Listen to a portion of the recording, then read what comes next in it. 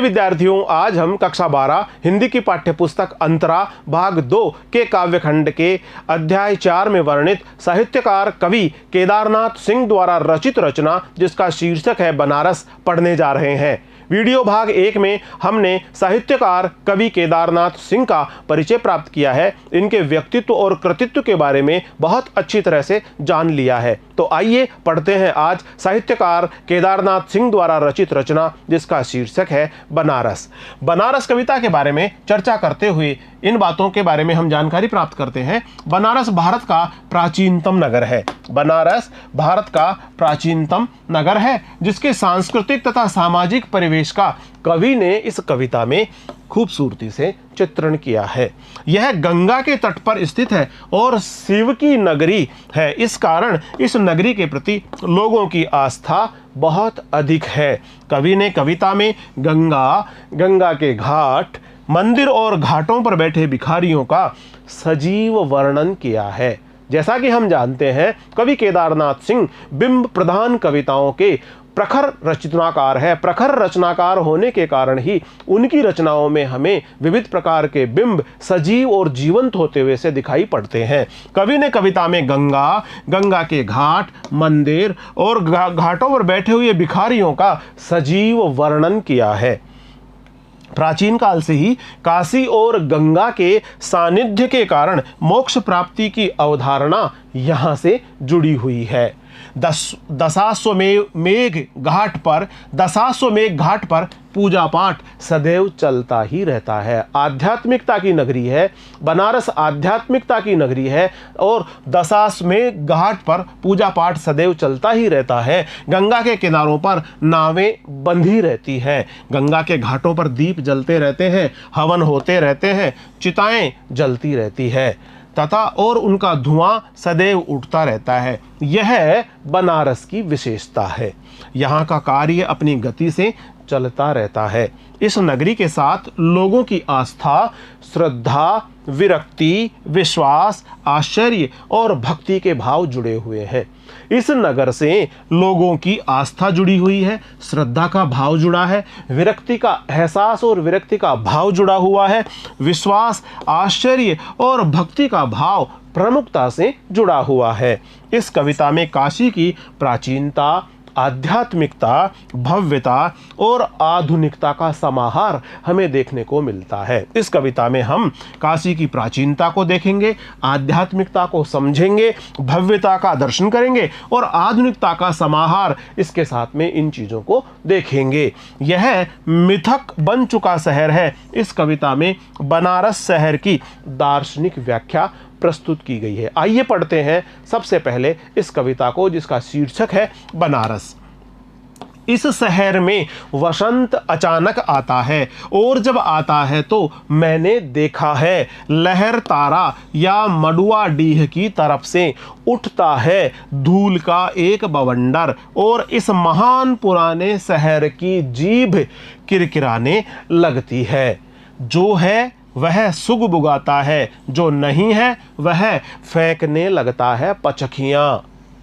आदमी दशाश्वमेध पर जाता है और पाता है घाट का आखिरी पत्थर कुछ और मुलायम हो गया है। सीढ़ियों पर बैठे बंदरों की आंखों में एक अजीब सी नमी है और एक अजीब सी चमक से भर उठा है भिखारियों के कटोरों का निचाट खालीपन।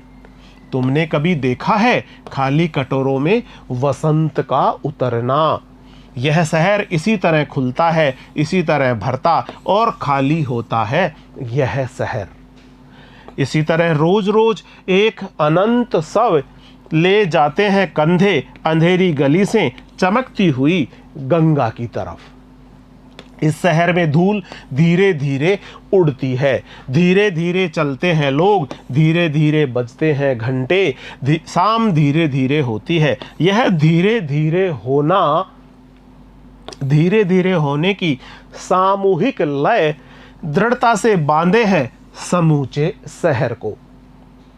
इस तरह की कुछ भी गिरता नहीं है कि हिलता नहीं है कुछ भी, कि जो चीज़ जहाँ थी वहीं पर रखी है, कि गंगा वहीं है कि वहीं पर बंधी है नाव, कि वहीं पर रखी है तुलसीदास की खड़ाऊ सैकड़ों बरस से, सैकड़ों बरस से वहीं रखी है तुलसीदास की खड़ाऊ सैकड़ों बरस से, वहीं रखी है तुलसीदास की खड़ाऊ सैकड़ों बरस से।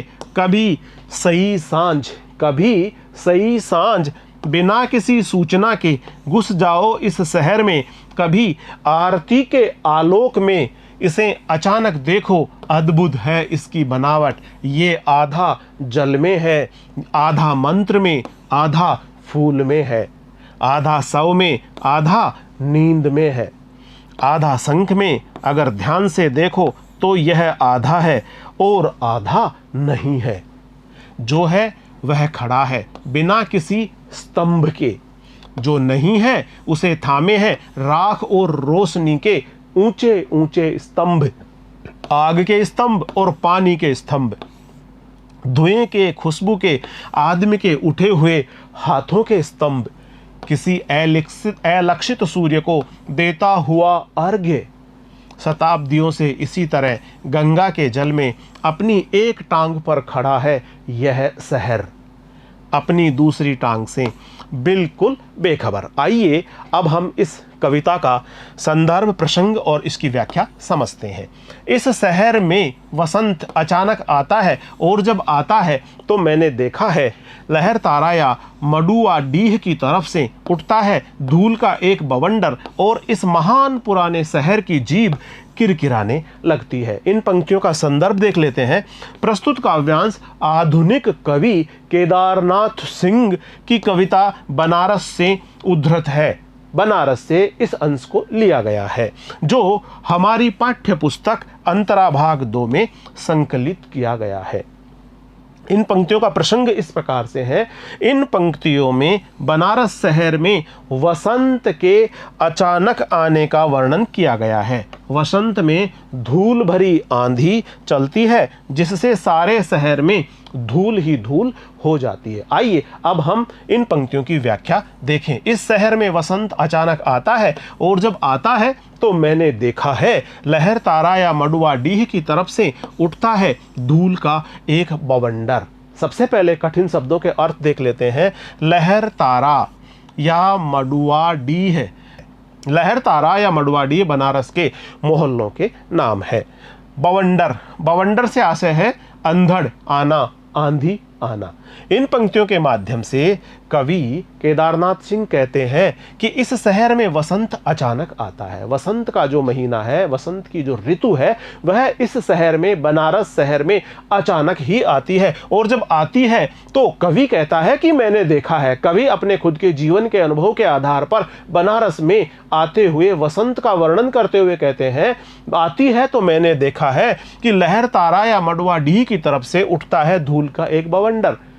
जो बनारस के मोहल्ले हैं जिनका नाम है लहर तारा या मडुआडी है, उनकी तरफ से धूल का एक बवंडर उठता है। इन पंक्तियों के माध्यम से कवि केदारनाथ सिंह कहते हैं कि बसंत के अकस्मात आगमन पर बनारस में लहर तारा या मडुआडीह मोहल्ले से धूल भरी आंधियां चलती है, जिसके कारण पुराने शहर बनारस के प्रत्येक भाग में धूल ही धूल भर जाती है। सामान्य तौर पर हमने देखा है कि जैसे ही वसंत का आगमन होता है प्रकृति में एक सुखद एहसास भर जाता है। प्रकृति सुखद फूलों से और हरियाली से आच्छादित हो जाती है। लेकिन बनारस के बारे में कवि अपने अनुभव के आधार पर बता रहा है कि जब भी बनारस में वसंत का मौसम आता है तो वहाँ पर धूल भरी आंधी चलती है, धूल ही धूल फैल जाती है और इसके कारण पुराने शहर बनारस के प्रत्येक भाग में धूल ही धूल भर जाती है और इस महान पुराने शहर की जीभ किरकिराने लगती है। और धूल के कारण जिस प्रकार मुंह में धूल के आने पर किरकिरा सा महसूस होता है, उसी प्रकार से किरकिराना, किरकिरा सा महसूस होना। धूल के कारण जिस प्रकार मुंह में थोड़ी सी भी धूल आ जाती है तो मुंह में किरकिरा सा एहसास होता है, उसी प्रकार मुंह में किरकिरापन हो जाता है। उसी प्रकार सारे शहर में धूल ही धूल हो जाती है। कवि कहते हैं ऐसा लगता है मानो बनारस शहर की जीभ धूल के कारण किरकिरी हो गई हो। और इस महान पुराने शहर की, इस शहर के पहले दो विशेषण लगाए गए हैं, पुराना और महान। इस महान पुराने शहर की, यानी बनारस जो पुराना शहर है, जो महान शहर है, इस शहर की जीभ भी किरकिरी हो जाती है। बसंत ऋतु के मौसम में आने वाली धूल भरी आंधी की वजह से, धूल भरे बवंडर की वजह से पूरे बनारस में धूल ही धूल हो जाती है। और कवि कहते हैं कि ऐसे लगता है मानो इस बनारस की जीभ किरकिरी सी हो गई है। धूल के कारण जिस प्रकार मुंह में किरकिरापन हो जाता है, उसी प्रकार सारे शहर में धूल ही धूल हो जाती है। लगता है मानो बनारस शहर की जीभ भी धूल के कारण किरकिरी हो गई हो। कहने का तात्पर्य यह है कि बनारस में वसंत में धूल भरी आंधियां चलती है और सारा बनारस धूल से भर जाता है, धूल दूषित हो जाता है। इस महान पुराने शहर की जीभ किरकिराने लगती है। शहर की जीभ, यहाँ पर शहर की जीभ का मानवीकरण किया गया है। जिस प्रकार मनुष्य की जीभ पर किरकिराहट महसूस होती है, उसी प्रकार बनारस की जीभ पर किरकिराहट का भाव महसूस किया जा रहा है। इस प्रकार इसमें हमें मानवीकरण अलंकार देखने को मिलता है, साथ ही साथ एक बिंब भी सजीव और जीवंत हो उठता है।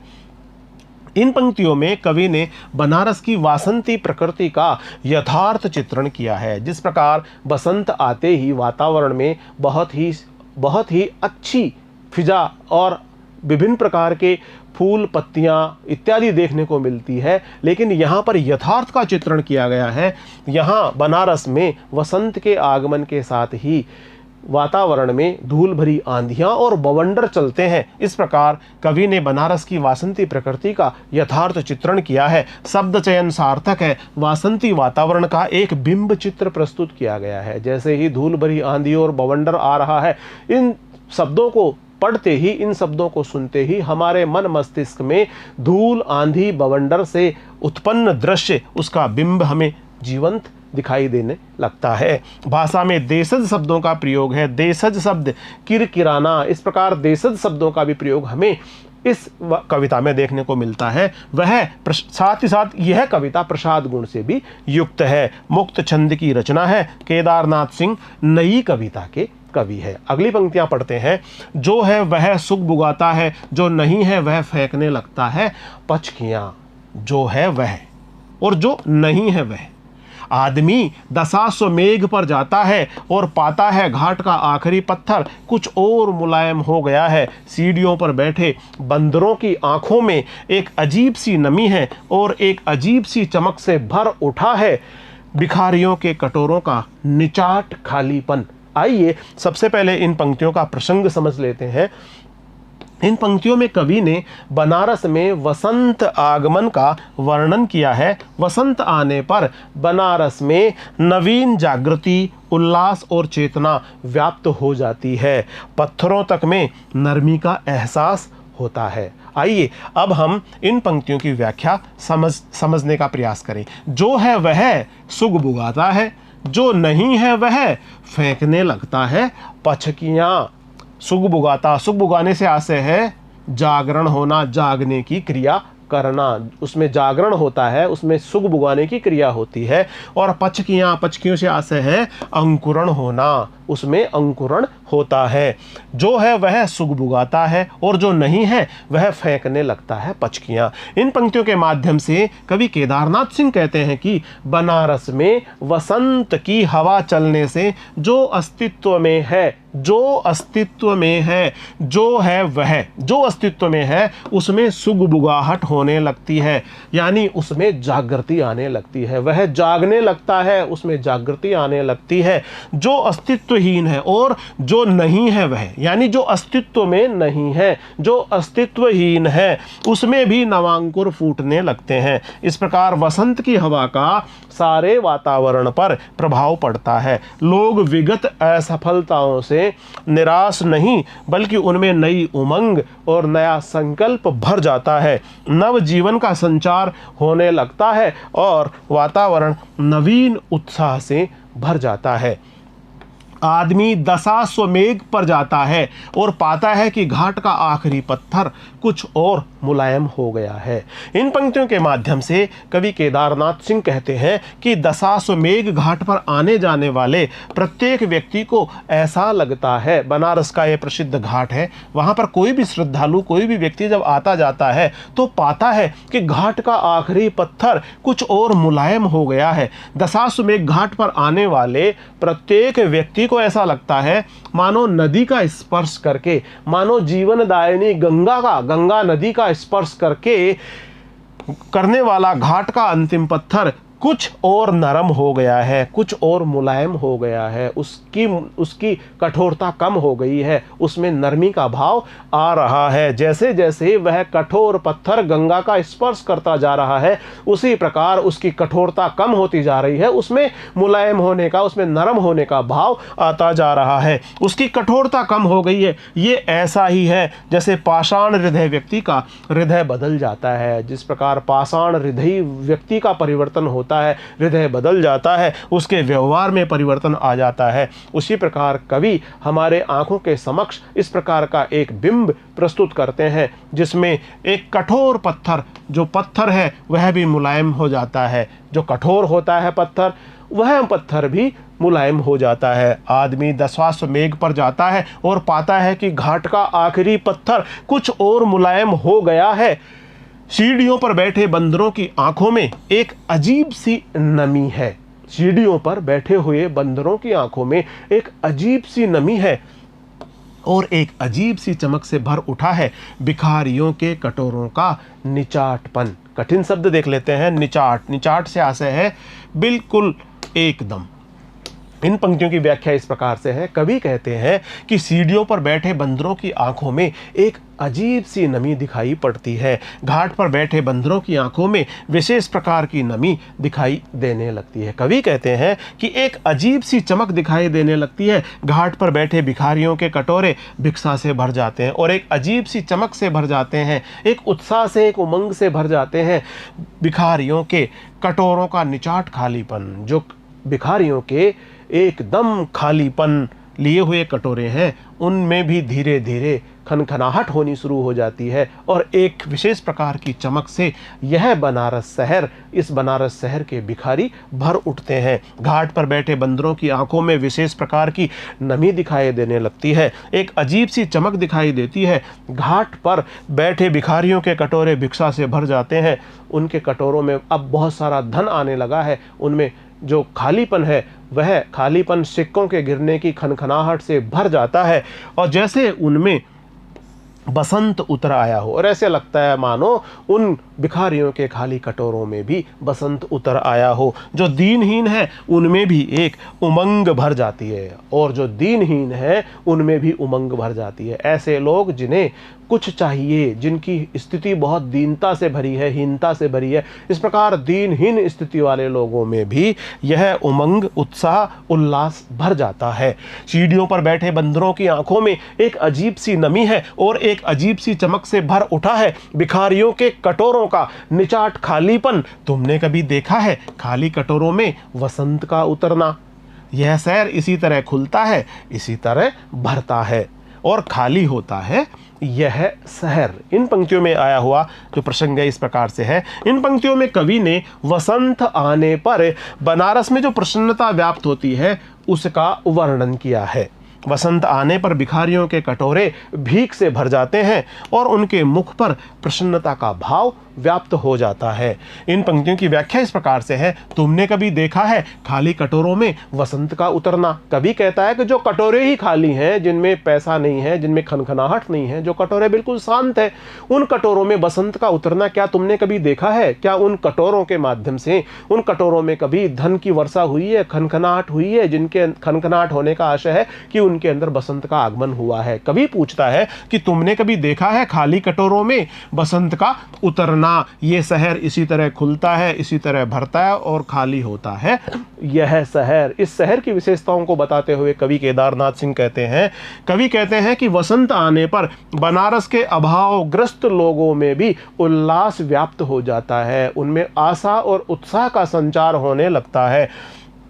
वसंत आने पर बनारस के अभावग्रस्त लोगों में उल्लास व्याप्त हो जाता है। खाली कटोरों में वसंत उतर आता है, अर्थात भिखारियों के कटोरे भीख से भर जाते हैं। भिखारियों के कटोरों में बहुत सारी धनराशि आ जाती है, उनके चेहरों पर उमंग व्याप्त हो जाती है। बनारस की यह विशेषता है कि यहाँ दिन उल्लास, उमंग और प्रसन्नता के साथ प्रारंभ होता है। यह शहर इसी तरह खुलता है, उल्लास में, उमंग में, उत्साह में, और इसी तरह भरता है और खाली होता है। यह शहर लोगों की जिजीविसा, ये जो शहर है बनारस शहर, यहाँ का दिन उल्लास में, उमंग में और प्रसन्नता के साथ प्रारंभ होता है। लोगों की जिजीविसा, आशा और उमंग के साथ यह शहर भरा रहता है। लोगों के जिजीविसा, जीवन जीने की उत्कट इच्छा, लोगों के जीवन जीने की प्रबलतम इच्छा के साथ, आशा के साथ और उमंग के भाव के साथ यह शहर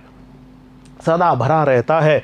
लोग आशा और उमंग के साथ अपना जीवन जीते हैं। यहाँ प्रतिदिन कोई न कोई शव गंगा के किनारे लाया जाता है। इस प्रकार यह शहर खाली भी होता रहता है, यह शहर भरता भी रहता है और यह शहर लगातार खाली भी होता रहता है। इसी तरह रोज रोज एक अनंत शव ले जाते हैं कंधे अंधेरी गली से चमकती हुई गंगा की तरफ। कवि केदारनाथ सिंह इन पंक्तियों के माध्यम से ये कहते हैं कि इसी तरह रोज रोज एक अनंत शव ले जाते हैं कंधे कंधे लेकर जाते हैं अनंत शव। एक शव को इस प्रकार लगातार शवों के शव वहाँ पर मोक्ष के लिए जलाए जाते हैं, बहाए जाते हैं। इस प्रकार का जो दृश्य है वो वहाँ पर दिखाई पड़ता है। कवि केदारनाथ सिंह कहते हैं कि लोग शव को कंधे पर उठाकर अंधेरी गली से निकालकर गंगा की ओर दाह संस्कार के लिए ले जाते हैं, अर्थात मृत्यु के अंधकार से निकालकर शव को मोक्ष के प्रकाश की ओर ले जाया जाता है।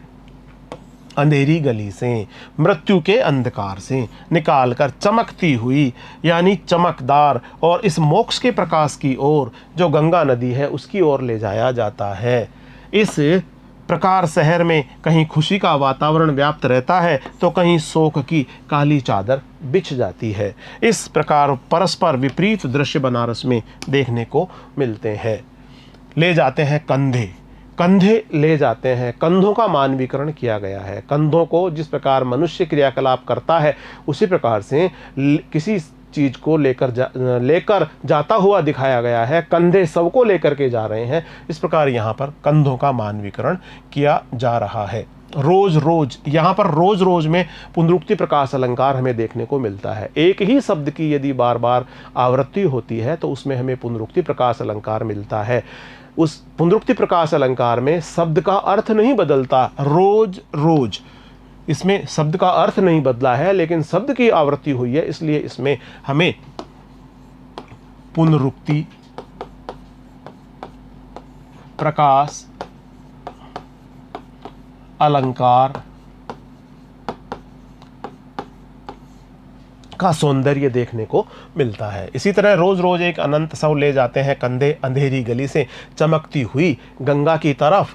विशेष है इन पंक्तियों का बनारस के हर्ष विषाद का यथार्थ चित्रण इन पंक्तियों के माध्यम से कवि द्वारा किया गया है। कवि केदारनाथ सिंह ने बनारस में रहकर इस नगर को बहुत अच्छी तरह से देखा है, परखा है और उसी प्रकार से इसके यथार्थ की अभिव्यक्ति इस कविता के माध्यम से की गई है। खाली कटोरे में वसंत का उतरना एक नया प्रयोग है।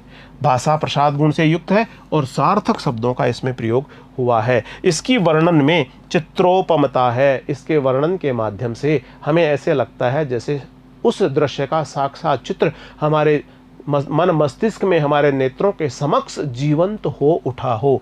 अगली पंक्तियां देखते हैं। इस शहर में धूल धीरे धीरे उड़ती है, धीरे धीरे चलते हैं लोग, धीरे धीरे बजते हैं घंटे, शाम धीरे धीरे होती है। इन पंक्तियों का प्रसंग इस प्रकार से है। इन पंक्तियों में बनारस की जीवन शैली का वर्णन किया गया है। यहाँ हर कार्य धीरे धीरे होता है, मानो यह इस शहर की विशेषता है। आध्यात्मिक एवं सांस्कृतिक दृष्टि से इस नगर का अपना अलग ही महत्व है।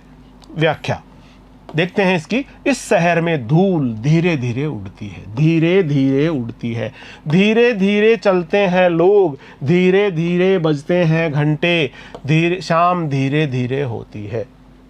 धीरे धीरे शब्द में पुनरुक्ति प्रकाश अलंकार देखने को मिलता है। पुनरुक्ति प्रकाश अलंकार का सौंदर्य धीरे धीरे में हमें दिखाई पड़ता है। इन पंक्तियों में बनारस शहर में सैकड़ों वर्षों से कोई परिवर्तन नहीं हुआ है। इस शहर में धूल धीरे धीरे उड़ती है, धीरे धीरे चलते हैं लोग, धीरे धीरे बजते हैं घंटे, शाम धीरे धीरे होती है। बनारस शहर में सैकड़ों वर्षों से कोई परिवर्तन नहीं हुआ है। इस शहर में धूल धीरे धीरे उड़ती है, लोग धीरे धीरे चलते हैं, उनका जीवन धीमी गति से चलता है। मंदिरों और गंगा के घाटों पर बहुत मंद मंद ध्वनि में घंटे बजते हैं। शहर में संध्या भी धीमे धीमे उतरती है। इन पंक्तियों के माध्यम से कवि कहते हैं कि बनारस में धीमे धीमे उतरना, संध्या का धीमे धीमे बजना, घंटे और घड़ियालों का धीमे धीमे उड़ना, धूल का, इस प्रकार का जो दृश्य दिखाई पड़ता है वह बनारस में ही होता है। इस शहर में धूल धीमे धीमे उड़ती है, धीरे धीरे उड़ती है। इस शहर में धूल धीरे धीरे उड़ती है, धीरे धीरे चलते हैं लोग, धीरे धीरे बजते हैं घंटे, शाम धीरे धीरे होती है। यह धीरे धीरे होना, धीरे धीरे होने की सामूहिक लय दृढ़ता से बांधे है समूचे शहर को, दृढ़ता से बांधे है समूचे शहर को। धीरे धीरे पुनरुक्ति प्रकाश अलंकार है, धीरे धीरे, इसमें भी पुनरुक्ति प्रकाश अलंकार है। दृढ़ता, दृढ़ता से आशय है मजबूती के साथ में। समूचे, समूचे से आशय है संपूर्ण, सारे के सारे, समग्र को। यह धीरे धीरे होना, धीरे धीरे होने की सामूहिक लय। इन पंक्तियों के माध्यम से कवि कहते हैं कि बनारस में जीवन सहज रूप से चलता है। बनारस में जीवन धीरे धीरे सहज रूप से चलता रहता है। हर कार्य का धीरे धीरे होना यहाँ का स्वभाव बन गया है। कोई जल्दीबाजी नहीं, किसी प्रकार का इस प्रकार की हड़बड़ाहट नहीं। हड़बड़ाहट और जल्दीबाजी से रहित हर कार्य शांति से और धीरे धीरे होता है। यही सामूहिक मंथर गति सारे शहर को बांधे हुए है, और यही जो सामूहिक लय है यह दृढ़ता से इस समूचे शहर को एकजुट करे हुए है, एकजुटता के साथ बांधे हुए है। यह जो धीरे धीरे की गति है, हड़बड़ाहट से मुक्त है, किसी भी प्रकार की तेजी और जल्दीबाजी से मुक्त है, जो धीरे धीरे का भाव है, यही दृढ़ता से इस समूचे शहर को, इस बनारस शहर को बांधे हुए है। इस तरह की कुछ भी गिरता नहीं है, कि हिलता नहीं है कुछ भी, कि जो चीज जहां थी वहीं पर रखी है। इन पंक्तियों के माध्यम से कवि कहते हैं कि यह जो बनारस धीरे धीरे आगे बढ़ता है, बनारस में हर चीज़ धीरे धीरे होती है, यह जो धीरे धीरे होने का भाव है, हड़बड़ाहट से मुक्त, बहुत ही आहिस्ता और सहजता के साथ धीरे धीरे से होने का जो भाव है, यह भाव इस मजबूत बंधन के कारण ही यहाँ की हर चीज़ अपने स्थान पर स्थिर है। इसी भाव के कारण यहाँ पर बनारस शहर में हर चीज़ अपने स्थान पर, ये एक मजबूत बंधन है, और इस मजबूत बंधन के कारण यहाँ की हर चीज अपने स्थान पर स्थिर है, वह गिरती नहीं है। स्थिर होने के कारण वह गिरती नहीं है, वह हिलती डुलती भी नहीं है, वह गिरती और हिलती डुलती नहीं है। जो भी चीज जहाँ थी वहीं पर रखी है। गंगा के प्रति आस्था और श्रद्धा का भाव आज भी अडिग है। लोगों में गंगा मैया के प्रति श्रद्धा का भाव है, आस्था का भाव है, और वह बहुत दृढ़ता से, बहुत अडिगता से लोगों के हृदय में स्थान बनाए हुए है कि गंगा वही है, कि वहीं पर बंधी है नाव, कि वहीं पर रखी है तुम्हारी तुलसीदास की खड़ाऊ। सैकड़ों बरस से, खड़ाऊ से आशय है लकड़ी से बनी पैरों में पहनने वाली पादुकाएं, तुलसीदास जी द्वारा पहनने वाली लकड़ी से बनी हुई पादुकाएं खड़ाऊ कहलाती है। खड़ाऊ से आशय है लकड़ी से बनी पैरों में पहनने वाली पादुकाएं। इन पंक्तियों की व्याख्या इस प्रकार से है, कवि कहते हैं कि लकड़ी से बनी पैरों में पहनने वाली जो पादुकाएं हैं वो तुलसीदास जी की खड़ाऊ सैकड़ों वर्षों से यही बनारस में रखी गई है, कि गंगा मैया वही है, कि वहीं पर बंधी है नाव। गंगा के प्रति आस्था और श्रद्धा आज भी बहुत अडिग है, लोगों के हृदय में प्रचुर मात्रा में मौजूद है। नावें भी निश्चित स्थान पर ही बंधती है, और तुलसीदास जी की खड़ाऊ भी सैकड़ों वर्षों से वहीं पर रखी है, कि वहीं पर बंधी है नाव और वहीं पर है तुलसीदास जी की खड़ाऊ। ये इस नगर की विशेष रूप से पहचान है, ये विशेष रूप से इस नगर की धरोहर है कि वहाँ पर गंगा है, वहाँ गंगा में नावें हैं, वहाँ पर तुलसीदास जी की खड़ाऊ है। कवि कहते हैं गंगा के प्रति आस्था और श्रद्धा का भाव आज भी बहुत अडिग है, बहुत दृढ़ है। नावें भी निश्चित स्थान पर ही बंधती है और तुलसीदास जी की खड़ाऊ भी सैकड़ों वर्षों से, तुलसीदास जी की खड़ाऊ, खड़ाऊ से आशय है पाँव में पहनने वाली लकड़ी से बनी हुई पादुकाएं भी सैकड़ों वर्षों से वहीं पर रखी है। पुराने मूल्य, मान्यताएं, आस्था, विश्वास, श्रद्धा आदि सभी बनारस की धरोहर के रूप में सुरक्षित है। बनारस की धरोहर है ये सभी चीज़ें, बनारस की धरोहर है वहाँ के मूल्य, बनारस की धरोहर है वहाँ की मान्यताएं, वहाँ का आस्था, विश्वास और श्रद्धा का भाव, ये सभी बनारस की धरोहर है जो पूरी तरह से बनारस में सुरक्षित है। बनारस की आध्यात्मिकता और भव्यता अब भी जैसी की तैसी है। बनारस की आध्यात्मिकता और अधिक मात्रा में हमें जीवन प्रदान करती है, हमें जीवन जीने का भाव प्रदान करती है, हमें जीवन के प्रति उत्साहित करती है, आशा, उत्साह और उमंग के भाव से भर देती है। और भव्यता अब भी जैसी की तैसी है। भाव यह है कि बनारस का जीवन अब भी पुराने ढंग से ही चल रहा है। बनारस के जीवन में अब भी परंपरागत भाव है। बनारस के जीवन में अब भी सांस्कृतिक जीवन मूल्य मौजूद है। बनारस का जीवन अपनी मान्यताओं, अपने मूल्यों, अपनी आस्था, विश्वास, श्रद्धा आदि से पूरी तरह से संपृक्त है, आदि से भरा हुआ है। इन पंक्तियों का विशेष इस प्रकार से बनारस की परिवर्तित आध्यात्मिकता, संस्कृति, आस्था और परंपराओं का वर्णन किया गया है। धीरे धीरे इसमें पुनरुक्ति प्रकाश अलंकार है। धीरे धीरे इस शब्द की बार बार आवृत्ति हुई है, अर्थ नहीं बदला है, इसलिए इसमें पुनरुक्ति प्रकाश अलंकार का सौंदर्य निहित है।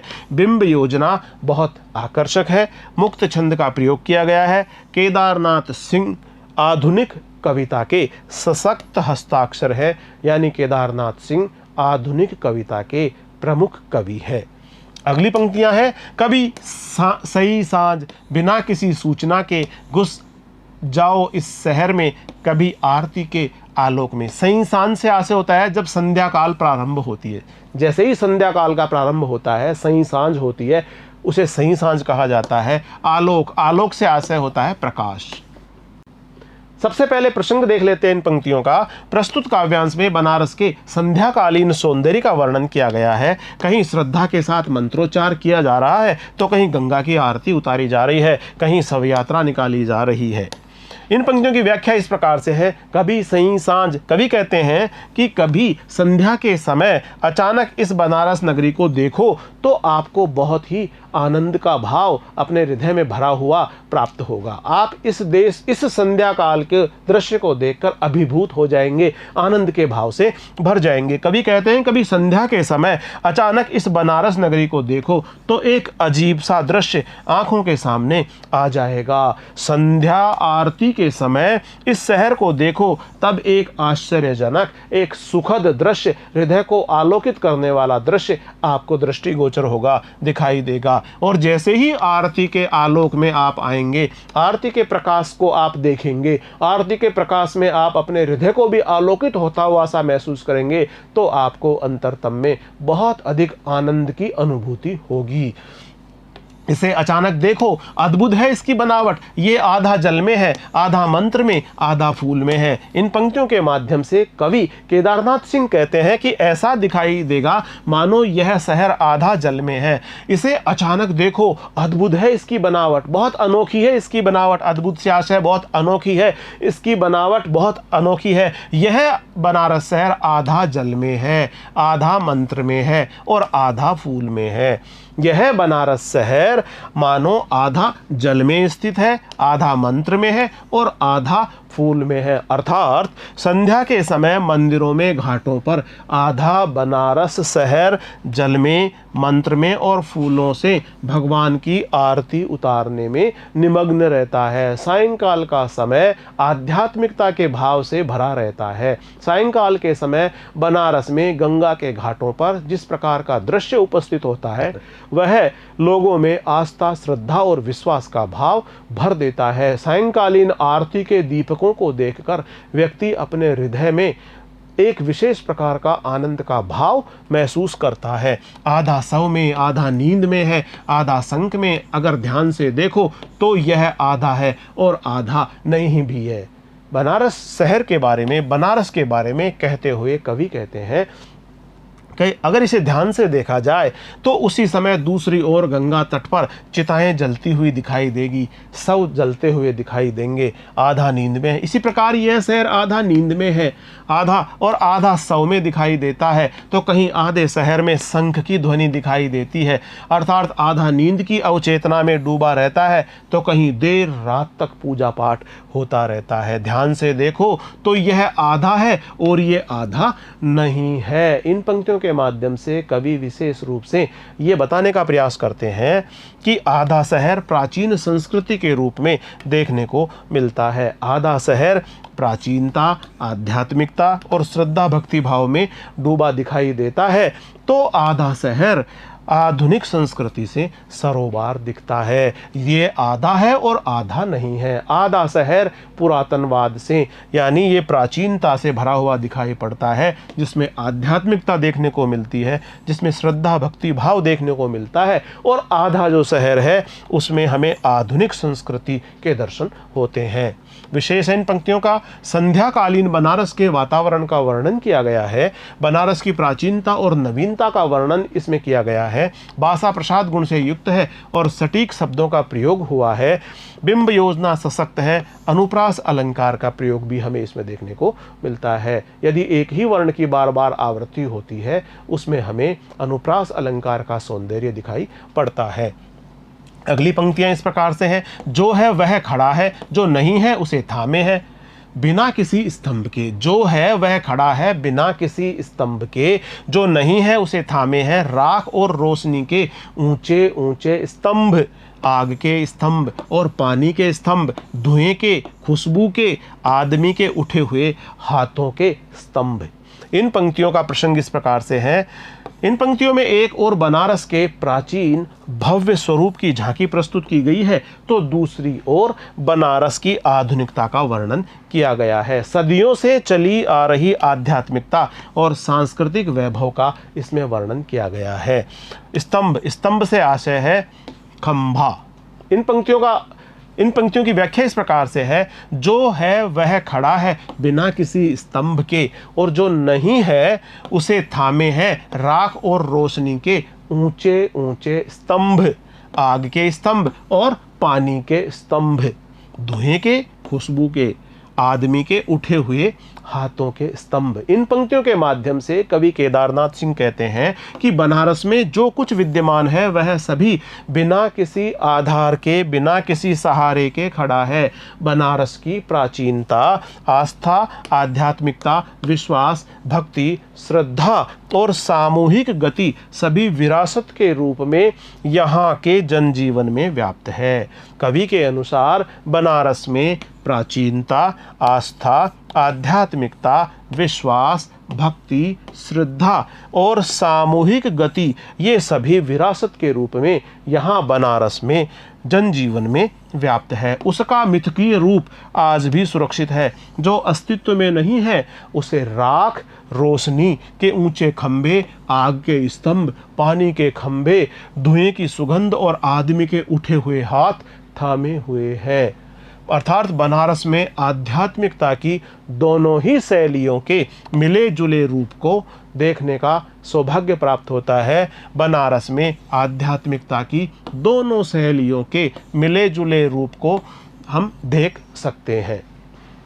किसी अलक्षित सूर्य को देता हुआ अर्घ्य शताब्दियों से इसी तरह गंगा के जल में अपनी एक टांग पर खड़ा है यह शहर, अपनी दूसरी टांग से बिल्कुल बेखबर। अलक्षित से आशय है अज्ञात, दिखाई न देने वाला। जो अज्ञात है, जो दिखाई नहीं देता, अलक्षित।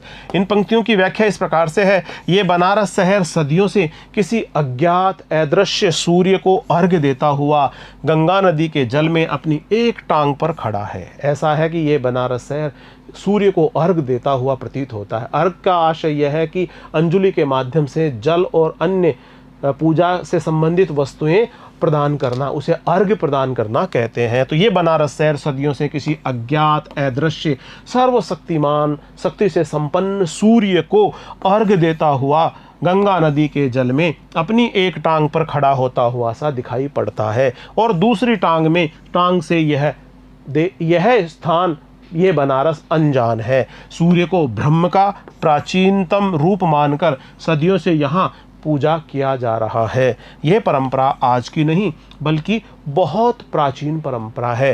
कहने का तात्पर्य यह है कि आज भी गंगा के बीच में खड़े होकर उसके जल से सूर्य को अर्घ्य प्रदान किया जाता है। बनारस का एक भाग आज भी प्राचीन परंपरा में दृढ़ है तो दूसरा आधुनिकता से प्रभावित है। एक भाग प्राचीन परंपरा से जुड़ा हुआ है तो दूसरा भाग आधुनिकता से प्रभावित है। इस प्रकार बनारस में प्राचीनता के साथ आधुनिकता का समावेश हमें देखने को मिलता है। इन पंक्तियों का विशेष इस प्रकार से है, इस काव्यांश में बनारस के प्राचीन और आधुनिक रूप का मिलाजुला वर्णन है। टांग का प्रयोग प्रतीक रूप में किया गया है। बिल्कुल बेखबर में अनुप्रास अलंकार है। बिंब योजना आकर्षक है। भाषा में प्रसाद गुण मौजूद है और प्रवाहमान है। प्रिय विद्यार्थियों, आज हमने साहित्यकार कवि केदारनाथ सिंह द्वारा रचित रचना जिसका शीर्षक है बनारस के बारे में पढ़ा है। अगली रचना में हम कवि केदारनाथ सिंह द्वारा रचित रचना जिसका शीर्षक है दिशा से संबंधित वीडियो लेकर शीघ्र ही आपके समक्ष उपस्थित होंगे। तब तक नमस्कार।